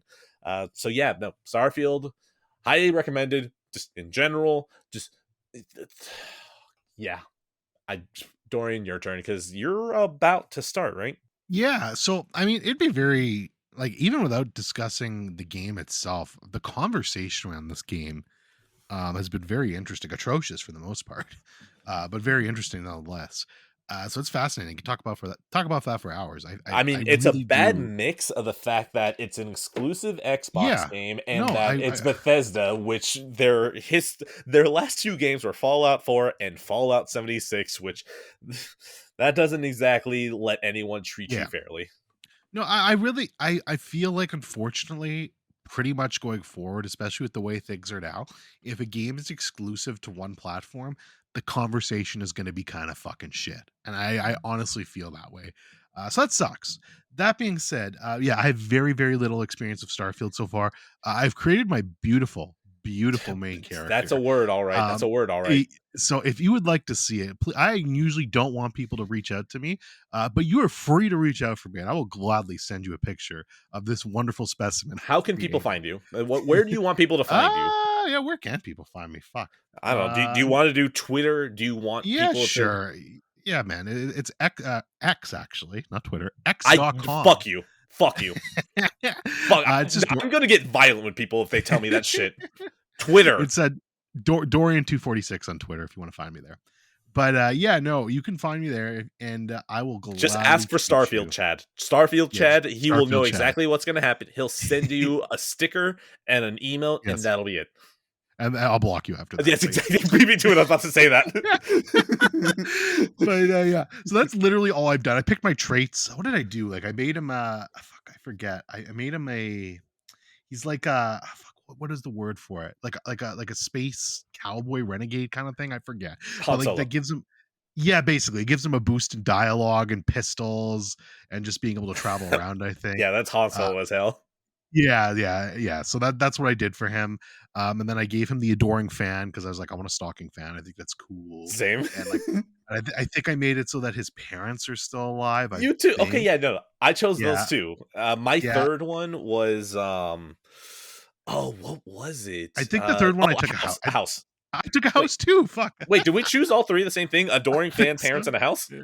I think so. Yeah, I took those Does this exact mean same that we're three. soulmates, or like what does this Uh, mean? yeah, I don't know, man. It's wild.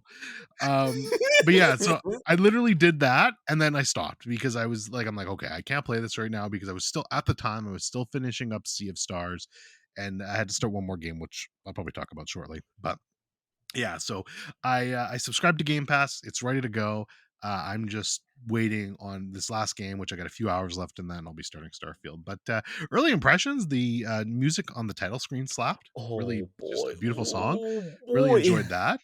It feels very sci-fi, which I like so far. But Yeah. again, that's very early in. The biggest complaint I've heard from most people that they seem to echo is the exploration, and I don't give a shit about that. So I feel I'm Same perfectly actually. primed to enjoy this game because I care more about the narrative, and I would rather have I guess smaller locations with stuff to do than giant areas to explore and not find shit. So I don't know, that's just me personally. I have no issue with that. I know that's kind of not what Bethesda normally does. So I kind of get some of the criticism for that. And if that's your criticism, I can kind of take that to heart. But there's been a lot of other stupid bullshit with this game that you can tell people just either haven't played it, or I mean, generally maybe they don't like it, but you know, at this point they're just kind of stomping on someone else's fun, which whatever. But that's kind of the way it goes these days in these console wars. But Yeah. yeah, very excited to play this game. I think it looks awesome. And hopefully by next episode, I should absolutely have played some more and I'll have more to say on this game. What I will tell you is, exactly what I did, which is if you find some contraband shit, it'll be a yellow icon on it.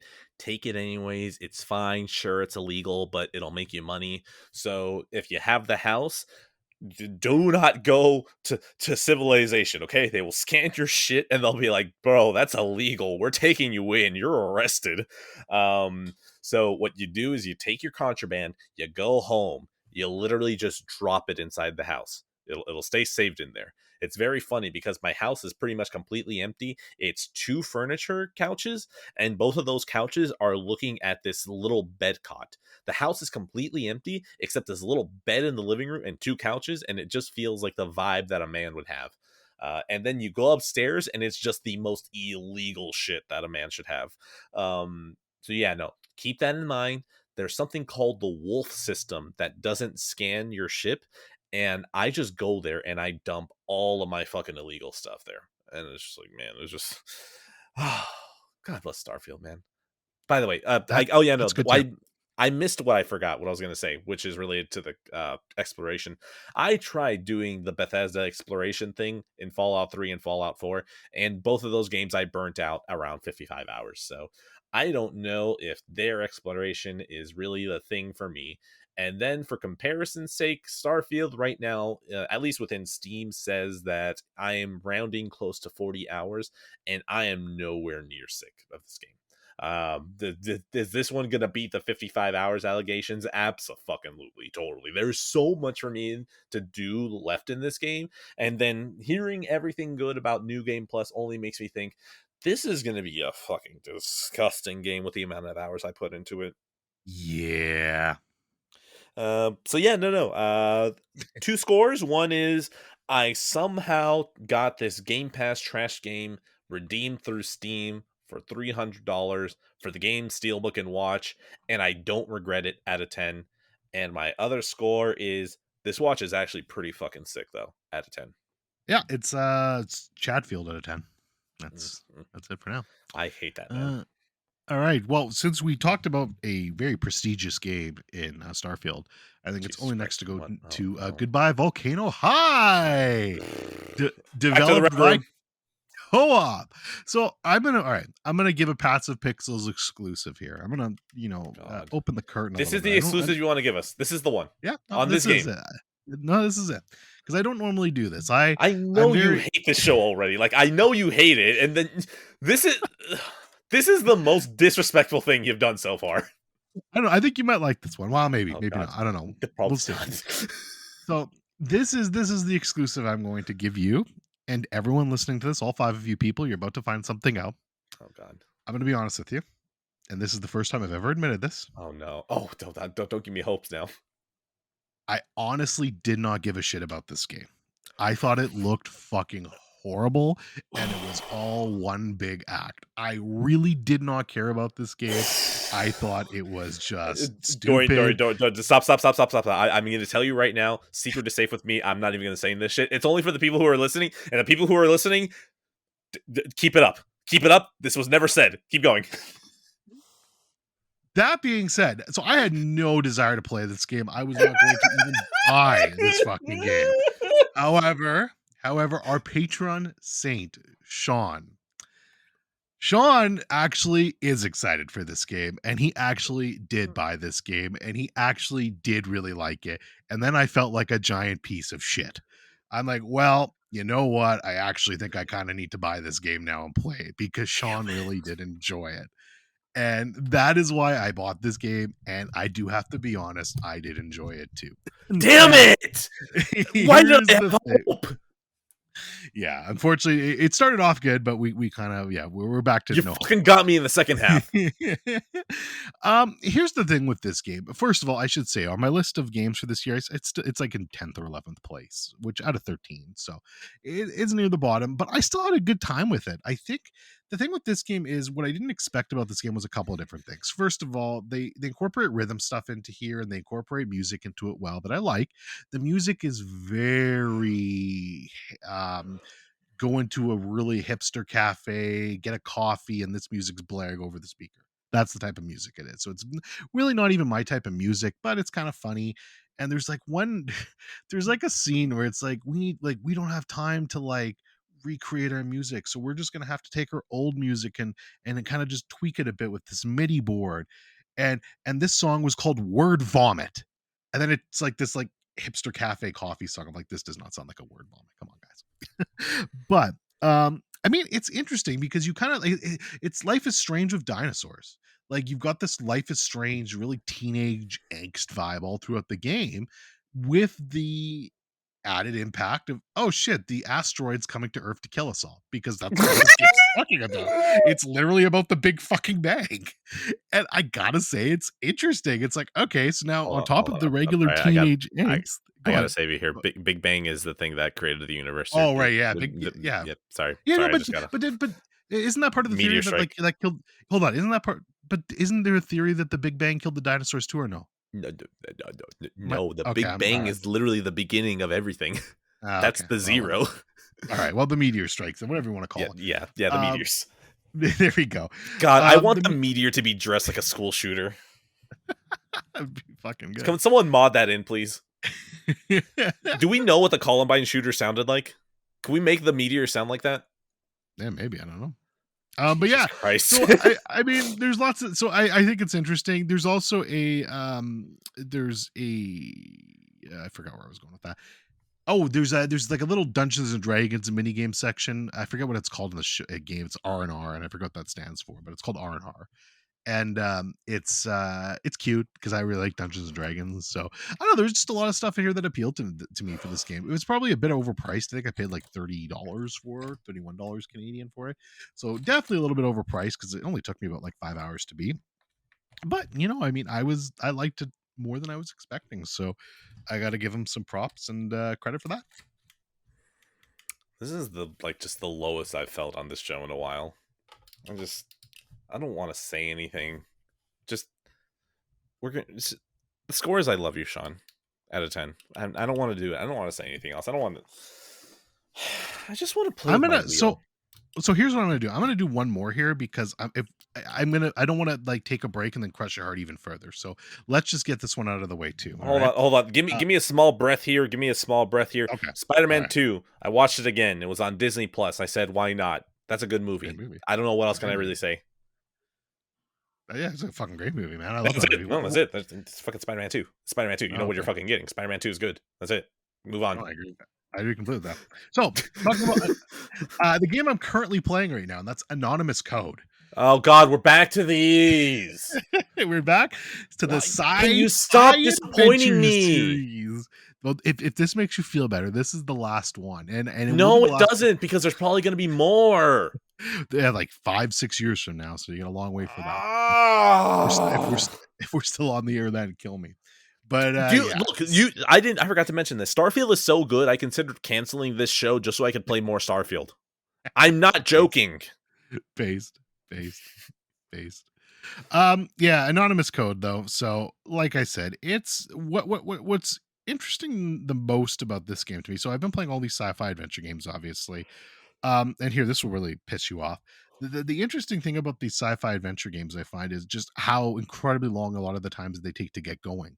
These are 20 Oh. these are these are 25 to 30-hour games, and, some of these games, like Robotics Note, probably the biggest offender, he really doesn't get going until the final couple of chapters. It's all just character work and world building and until that point.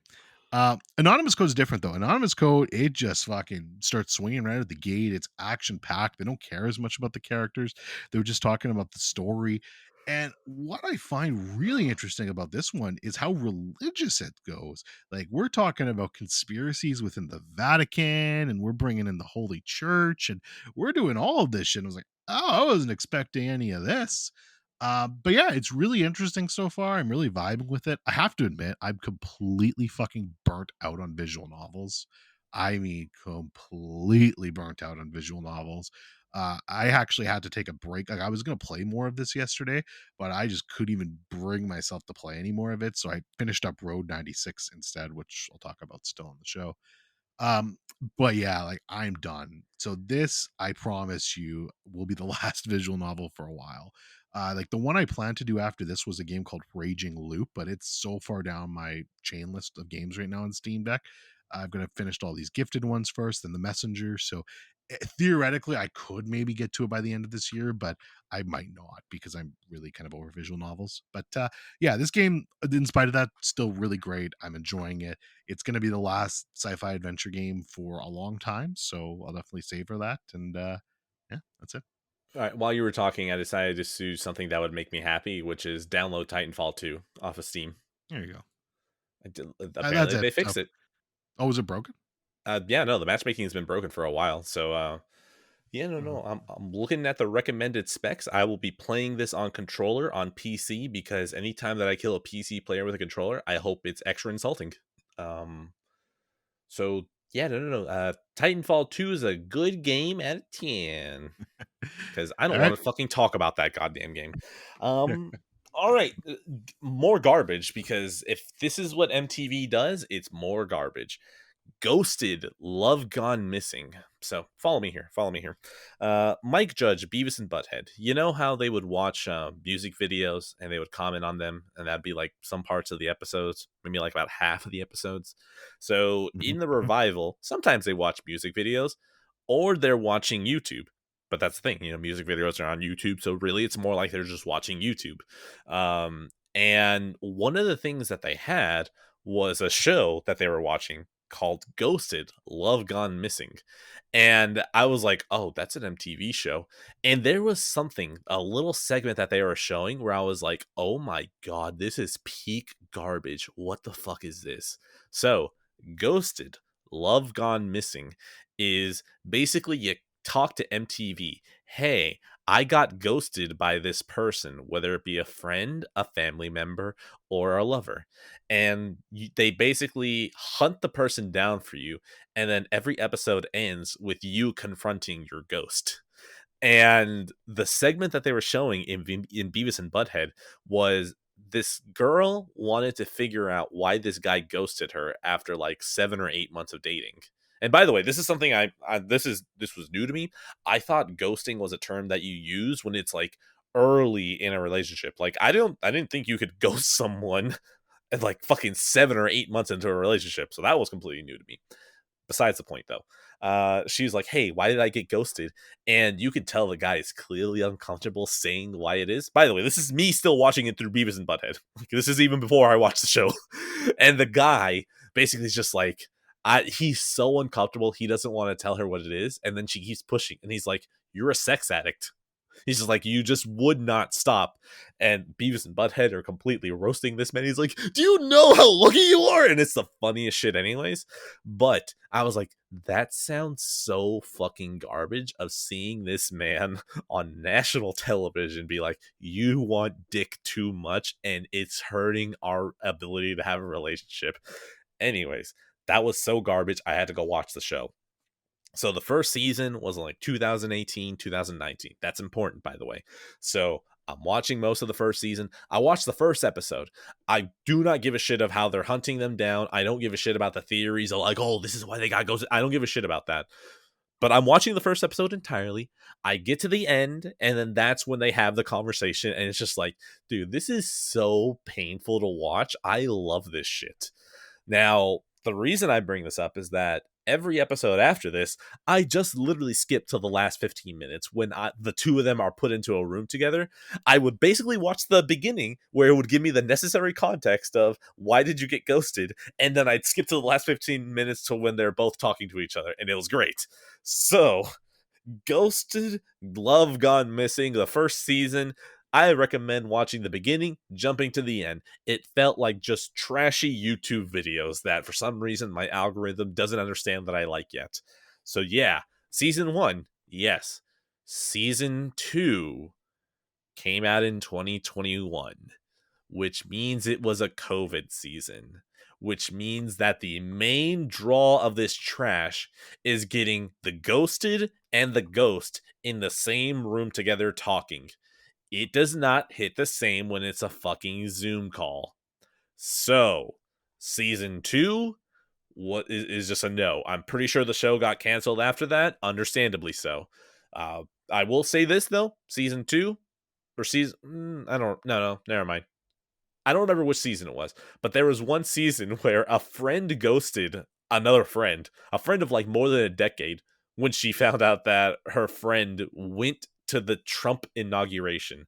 I don't even think it was confirmed that she voted for Trump until she said it on the show. But just being at the inauguration was enough for her friend of multiple years to ghost her. And I was just like, Jesus Christ, this is brutal as hell. God, thank you for putting this on TV. I can't believe you guys signed off on this shit.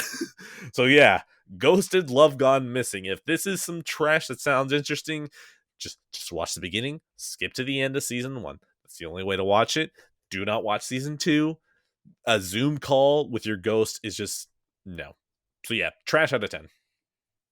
Yeah, I'm good. But I will say this reminds me of, I don't know if you ever watched the Catfish show. Did you watch the Yes, Catfish show? yes. Oh my Yeah. god. Yeah, it reminds me of that because it was just like I do the same thing. I'd like watch like the first like 10 minutes to get some context, and I'd skip to the end where they confront the catfish because it was always so awkward. Yeah, no, seriously. Yeah. Oh, we have speculation. Like, motherfucker, we're going to find out in like 10 minutes after 2 commercial breaks. I don't Exactly. care what you think it is. Just, I know what I'm going to find out anyways. So shut up. Let's get to this. Let's get to this quicker. I understand you're trying to sell ad space. Get me to the trash. Yeah, no, it's good trash. Mhm. MTV has some acceptable trash sometimes for sure. I don't know about exceptional. I don't know about acceptable. No, acceptable, not exceptional. No, no, no. It's not. Acceptable. Come on, no. This is just YouTube. This is just YouTube. Yeah, true, true. Like, it, Uh, I mean, that's what I use YouTube for. Those, I mean, there's some good stuff on there. Don't get me wrong, but no, no, usually no. when I But use YouTube, it's for you acceptable trash. YouTube is such a large range of shit where like you watch something that's complete trash and you're just like, this is like a David Lynch video. What the fuck is going on here? I love this. And then there's just YouTube poop where it's like, oh my god, this is so low effort. I love this. I don't know. There's something about being on TV where it's like you can conduct yourself actually, you know what? I think that MTV is worse because they still specifically have to fill in a TV hour with commercials. YouTube, this video is going to be an awkward 17 minutes. How do you really sell ad space for 17 minutes? That's fucking what? I'm doing quick math. That's 13 minutes of ads. Most of the show is just going to be ads. Like, you can't do that. Make the episode a little longer. Maybe throw some theorizing. So, like, no, YouTube is at least better because they don't have to accommodate putting ads in there. And if there are ads in there, you just hit the right side of the screen multiple times and it gets through it. Or you just block the ads. Yeah, but like I'm not really bringing my computer to my table while I'm having dinner. Yeah, Like fair. I'm kind of stuck to my phone for that one. Yeah, fair. Fair. Mm. You could subscribe to YouTube Premium. I I considered it. Yeah, I know, right? It I would be nice to skip those ads. Yeah, no, no. I look at it and it's like if I had like a good amount of people that I could trust for like a YouTube family plan, oh, totally, totally. But I don't know. Like I'd need a 33% split. I don't want to do a 50-50 split on that. Yeah, fair. Mm. All right. Ghosted Love Gone Missing. Let's Yeah, Ghost of Love Gone Missing. I'm gonna ghost this conversation. And we're gonna talk about Theatrhythm Final Bar Line. Oh hell yeah. So yeah, let's file this in a couple of different categories. We're gonna file this in the this also was a birthday money gift. So I was like, fuck it, let's buy a game that I would normally not buy for myself with this. I bought the Ultimate Edition, which comes with every fucking single song that you could imagine with it. And I also file this under slight regret. The reason for slight regret. So first of all, I played it for about an hour. It's really good, actually. It's fun. It's like it's pretty addicting, the gameplay. The music's obviously fantastic. To start, basically, you kind of gonna go through like the main songs, not the DLC songs, but the main songs. You kind of go through these little like eras, and you pick like I picked Final Fantasy VII, obviously, because it's my fucking Yeah. game. Duh. And you kind of just go through like the game, but like in different battles. It's really cool how it's laid out. There actually is an ending to that game, so like you can go through, you can roll credits eventually on it. So it's less, I don't want to say time wasty, but it feels like you can actually put in and progress in that game, which is cool. And then there's all the DLC songs and stuff like that. So that's all great. And it sounds good, all that stuff. The biggest issue is I still feel like I would have enjoyed this game so much more on fucking Steam Deck. Unfortunately, it's not on fucking Steam, so you just can't get it on Steam. So I bought it on PS5. It's still good. It's still a lot of fun. I'm still going to play it eventually. I got to carve out time for it, but yeah, that'll probably be a game I'll have to actually like dedicate a chunk to, and I just don't have that time right now. But it's fun. I really like it. A lot of good music. If you like Square music and Final Fantasy music and Near music and all their fucking music, it's hard to imagine you having a bad time with this game. And if you like rhythm games, Yeah, no, no. I like pressing buttons to music. I mean, I fucking love Rock Band and all that. So, yeah, no, no. If I had more time, this is one that I would totally go out of my way. If it were on Vita, I'd love it. I say that knowing damn well that I'm never playing my Vita because I'm always home and I'm never going anywhere to play my Vita. It just feels like it'd be perfect for like kind of cozying up and playing this game, but also I know damn well I would never make the time for it. So this is a game that if in another universe where I had more time, I would absolutely play you until the wheels fell off out of 10. fair. No score out of 10, but we'll get there eventually. All right, so we're gonna bundle these two. Actually, no, hold on. This is my last two. So yeah, yeah, that's fine. I'll just bundle them. I okay. Story time. Story time. I found someone basically in my neighborhood that was selling a backwards compatible 60 gig PS3. And me fucking love the PS3. Used to have one of those backwards compatible ones until rest in peace April 19th 2020, sorry, no, 2011. It died on me to yellow death. It died literally the same day that the PSN died. So I like to say that my PS3 was the only thing keeping the PlayStation network up. But when my PS3 died, its last man on the defense died, and suddenly the network went down. God rest its soul. Love that PS3. Bought it. I went to go test out some games with it. I tested out my Pizza Hut Metal Gear Solid PlayStation 1 demo disc on it. It worked. I tested out Silent Hill 2 on it. It worked. I tested out Ratchet and Clank Tools of Destruction. It worked. So the PS3 was good. Gave the man $40. Went home. I started installing a whole bunch of things on there, and then I put in these two discs because, well, I mean, actually no, I ran through all my PS2 discs. So I put in Eco and Shadow of the Colossus. They were Japanese region lock games, so I knew they were going to play, but I still wanted to see what happens when I put them in anyways. I put in Dragon Guard. The disc worked, so I'm going to play that at some point. I put in Silent Hill 2 and 3. Both of those games worked, so I was good. Now, the two games that I'm about to talk right now, they are ones that I bought a while back and I just never had any way of testing them. So, the document of Metal Gear Solid 2. Have you ever heard of this besides anything that I've said about it, Dorian? No, I don't remember. I don't recall, anyways. All right. So, the document of MGS2 is an MGS documentary. It is a documentary of the making of MGS2. You have access to like all of their concept art, you have access to the 3D models, you have access to the items that they're equipped to, you can change the lighting behind them. You can see, I think I already said it, but like you can see the fucking concept art for the drawings for these characters. You can see the cutscenes, you can camera control through the cutscenes, you can have the camera fly through the cutscene and look at every little detail. You can free roam with the camera. You can. oh my god, what else is there? You can read the character bios. There's so much in this disc that I still haven't explored, that like I can't believe this thing exists. This thing is literally the document of MGS2. This thing is, imagine like you had to buy the special features for a game on its own disc, and it took advantage of the fact that since it's on a game console and not like just a DVD menu, there's some interactability with you being able to mess with some of the elements that are inside the actual game. It is fucking sick. It is awesome. I have not gone back to it because I don't know, man. It's kind of hard for me to be like, yes, let me go visit the document of MGS2. But I know that there's got to be like so many documentary videos. Oh, another thing. One of the things I love, they have pictures of people in the Konami office in like, you have to imagine like 99 or 2000, pictures of themselves as references for stuff in the game. One of my favorite ones was like people tied up around the office to reference the people that are kidnapped on Big Shell. But yeah, like the document of MGS2 was fucking sick. It's just stuff like that. And I want to get back to it and keep looking at it, because the more that I learn about Metal Gear Solid, the more it just makes you realize I've wasted way too much time on this. So at this point, I should just waste more time and make it even worse. So yeah, document MGS2, awesome. Um, Metal Gear Solid 3 Subsistence. Now, of course, I ruined this for dear sweet John. I'm so sorry, John, again. I ruined this for him when I told him that the Snake Eater intro on the HD version is messed up. The timing is all fucked up. So I decided to put in Metal Gear Solid 3 Subsistence because the PS2 version is not messed up. I put in the game and it boots me to the menu, and I was thinking, oh yeah, I can't get the Snake Eater intro until I see the Snake intro in game. So I'm like, well, I'm just going to do the Virtuous mission again.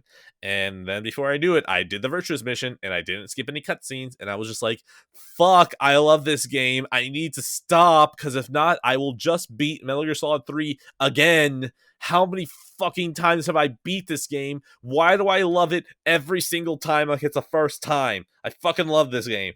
Anyways, I just wanted to express my love for this game. I'm not bringing it up. I'm talking about discs 2 and 3. So disc 2, that's where Metal Gear and Metal Gear 2 Solid Snake were.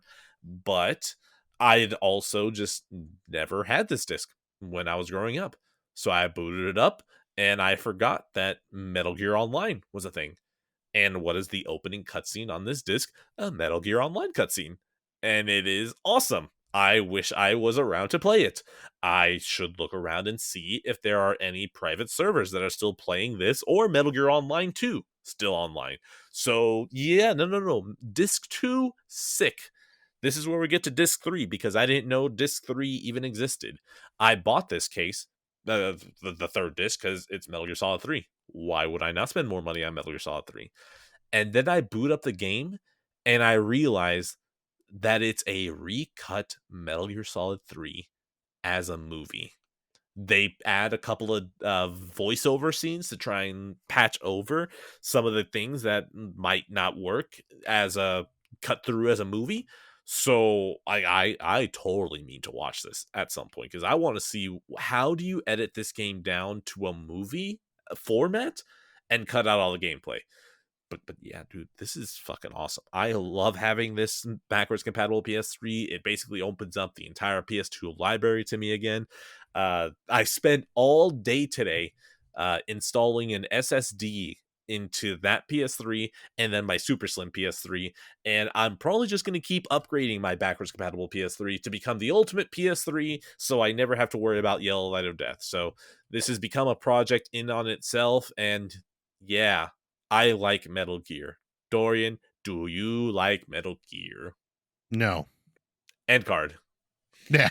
No. I mean, every time you talk about Metal Gear, I'm just like, fuck, I want to play It's terrible, isn't it. it?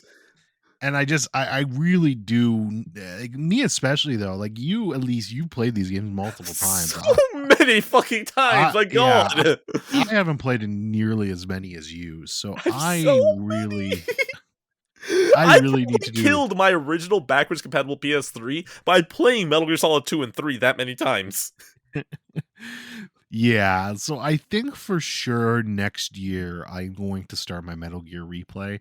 It'll probably have to wait a bit because the beginning of fucking the year is just such an onslaught of games. But I think, closer to like middle in the year, I think we'll be able to finally fire that up. And I think we'll try to do a full series replay because I really want to do all that and get to these games. So yeah, I have nothing but great things to say about all these games. I mean, I love them all from, Metal Gear Solid 1 being such an influential game in my childhood, Metal Gear Solid 2 being the original subversion of expectations and being a great game, Metal Gear Solid 3 for just I mean, I don't know what else to say It's about the that game. It's apology just tour, man. it's just fucking incredible. Yeah, it is an apology tour, but it's so fucking good. Metal Gear Solid 4 for being the fucking Avengers Endgame of the MC of the Metal Gear universe. Fucking no, Um, just a Metal Gear Solid. Don't even call it a universe, okay? Don't tempt Konami into thinking they can do that shit. yeah, no shit. The And Johnny then Sasaki spin-off game. and then Metal Gear Solid V for creating one of the best gameplay loops I've ever fucking played in my entire life. So yeah, across the board, I adore these games. It's still probably my favorite gaming series of all time, and I can't see anything ever topping that. So yeah, I'm really excited to replay these games eventually. That's all I got to say. Just All right. excited for it. On a Yeah. straight hour count, maybe not even replays. Okay, replays doesn't count because if I said the amount of times that I replayed these Metal Gear Solid games, it means that one Peace Walker and V are all on the same level, but that feels unfair because Twin Snakes, Metal Gear Solid 1, I've only really beaten twice. One on the PS1 and then one on Twin Snakes. So that's two. Peace Walker is once, and then V is once. But V I spent 140 hours in, so it feels really unfair to be like, yes, I only beat it once, when technically I could have beaten Metal Gear Solid 1 like 7 times in the time that it took me with that I spent in V. So it doesn't feel fair to count that. So in a better way to phrase it, per hour count, the games that I've played the least in this series are Metal Gear Solid 1 and then Peace Walker. So like Metal Gear Solid 1 is probably the one I know the least on the back of my hand, but 2, 3, 4, fucking encyclopedic memory at this point. Where I had a cousin ask me, I forgot I mentioned this story in another episode, but whatever. He asked me, "What is fox die?" And I was like, "Bro, that's a loaded question that you're asking me right there." So yeah, no. I just have way too much knowledge of this series, and I just want to refine it. And I bought the art books, and I love looking at the art books. I've only looked like at 10 or 20 pages in them, but one day when I'm dead, I will enjoy looking at them. Just to quickly cap off this segment, yeah, I think the one's probably the one I played the most. Metal Gear Solid 1, like in terms of hour count, I can't fucking tell you, but in terms of play count, Metal Gear Solid 1 I played at least 5 times. Metal Gear That Solid sounds 2. so low. y- Yeah, I mean, I just don't replay games that No, often. I You know know, me. I know, but like It's I'm like it, 20s, high 20s. no, I know. It's so incredibly rare for me to replay a game. It just doesn't happen. So, but the fact that I've even got multiple playthroughs of Yeah, of these course. games is kind of wild. Metal Gear Solid 2 and 3 I've both replayed once, so twice total.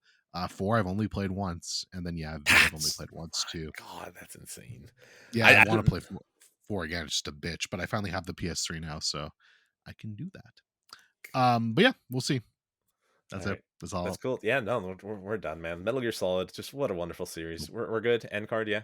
Oh no, I've still got 2 things left to Oh, do. never mind. Okay, never mind. I was like, I mean, we probably should have ended the episode on that, but yeah, that was my here mistake. I blame the it's host. yeah, yeah. I'll bang these out quick. Don't worry, I don't have too much to say about them. DMC I talked about last week, so I'm just gonna sum it up. I finished it. I really enjoyed the game. It's actually just a lot of fun. Like I said, a lot more like story kind of character build, so I can understand why some fans of DMC didn't like it quite as much. Definitely a reboot that probably didn't need to exist, but kind of fun and glad it did. I really like Ninja Theory. I think Ninja Theory is a great developer. That's my biggest takeaway from this, and I am incredibly excited for Hellblade 2 when that comes about because, I think between Hellblade 1 and playing some of other Ninja Theory stuff, I think they might honestly be the one of the most talented developers at that their Xbox studios. So Very excited to see what they do with that game. They're in the top half, sure. Yeah, no, I can go that far. Yeah. Yeah, I don't. Again, I had the PS3 copy there. I don't know. Give me a timeline of like 10 to 15 years and I'll get to it. Cool. God, All that right. really sounds like me. In 10 to 15 years, I'll be playing a fucking PS3 game because, of course, I would. Yeah, no shit, eh? 4 to 5 for me. And finally, the last thing I have to talk about is Road 96. What a fucking banger to end on here. Um, This is no Metal honestly, though, Gear. yeah, no shit. No, you know what? Honestly, it's not bad.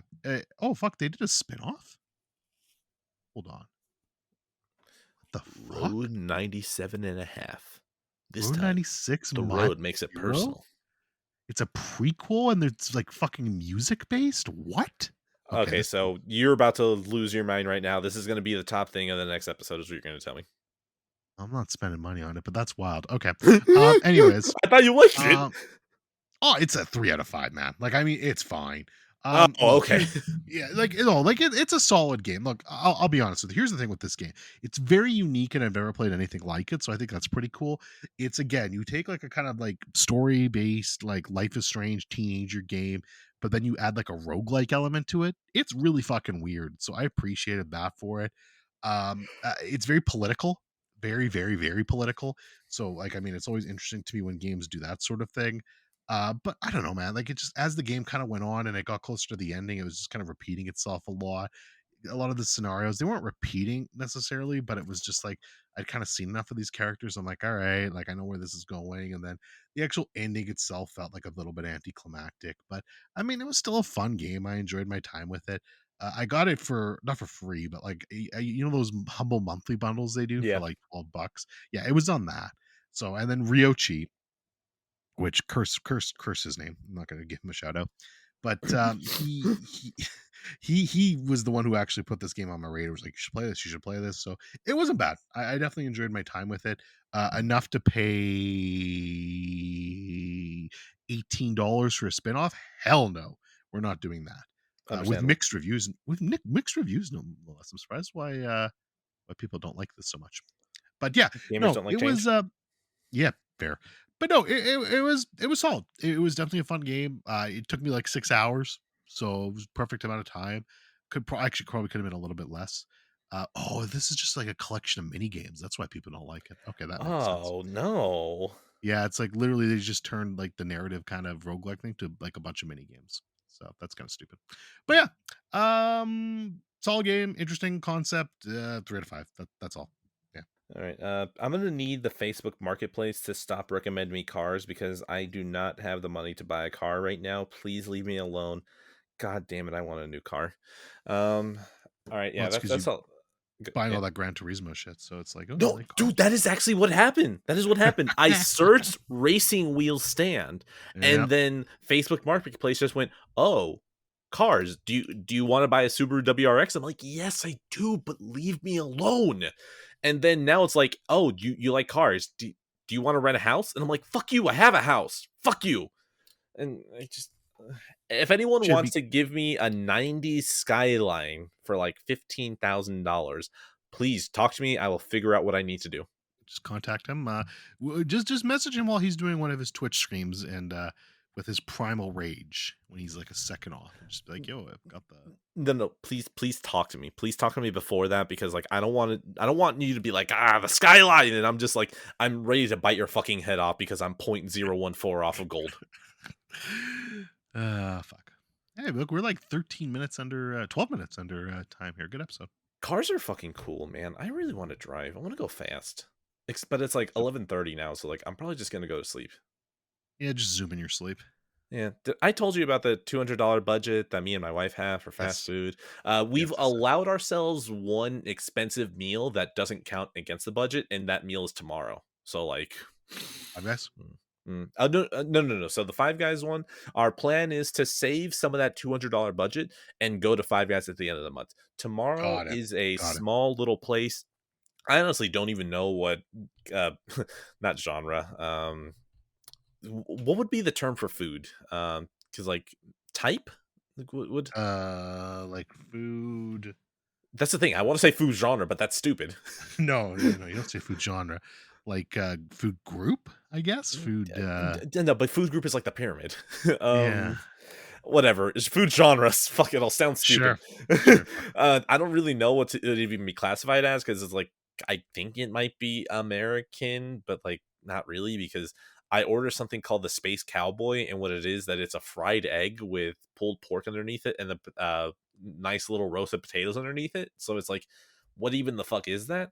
I don't know, but that's what we're having tomorrow. And ooh boy, are we going to eat it, order too much, and then have it for leftovers as dinner?